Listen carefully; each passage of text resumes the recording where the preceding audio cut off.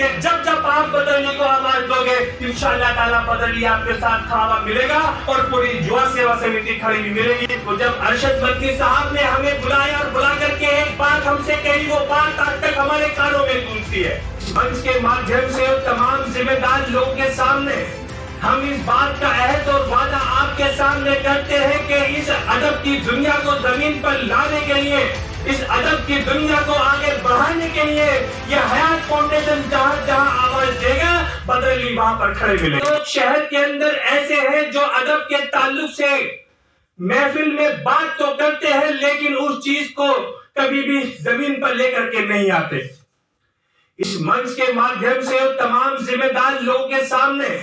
ہم اس بات کا عہد اور وعدہ آپ کے سامنے کرتے ہیں کہ اس ادب کی دنیا کو زمین پر لانے کے لیے، اس ادب کی دنیا کو آگے بڑھانے کے لیے یہ حیات فاؤنڈیشن جہاں جہاں آواز دے گا بدرلی وہاں پر کھڑے ملیں گے۔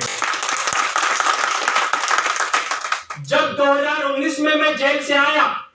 کیونکہ تمام نوجوان لوگ یہاں پر بیٹھے ہوئے ہیں، ان کو اس بات کا معلوم ہونا چاہیے کہ حالات کہاں سے کہاں آ کر کے رک گئے ہیں۔ تو جب ارشد مدنی صاحب نے ہمیں بلایا اور بلا کر کے ایک بات ہم سے کہی، وہ بات آج تک ہمارے کانوں میں گونجتی ہے۔ وہ بات انہوں نے کہی کہ بدر علی جیل جانے سے پہلے آپ کی کیا خدمات تھی وہ کوئی معنی نہیں رکھتی،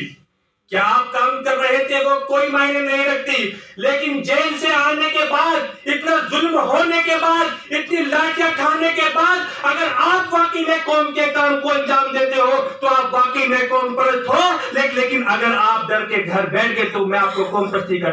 نہیں کہہ سکتا۔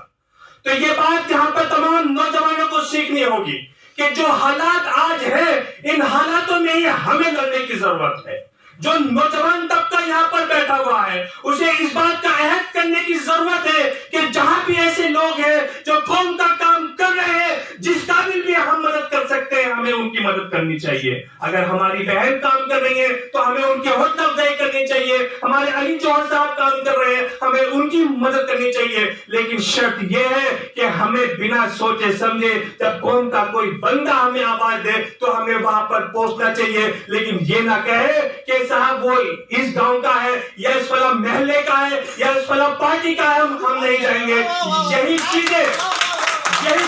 بات کر کے آج ہمارے حالات یہاں سے یہاں آ گئے۔ تو میں علی جوہر صاحب کو مبارکباد پیش کرتا ہوں اور ایک بات پھر مبارکباد پیش کرتا ہوں، اس وعدے کے ساتھ میں رخصتی لیتا ہوں کہ جب جب آپ بدرلی کو آواز دو گے انشاءاللہ تعالیٰ بدرلی آپ کے ساتھ کھڑا ملے گا اور پوری جوا سیوا سمیتی کھڑی بھی ملے گی۔ بہت بہت شکریہ۔ وآخر دعوانا الحمدللہ رب العالمین۔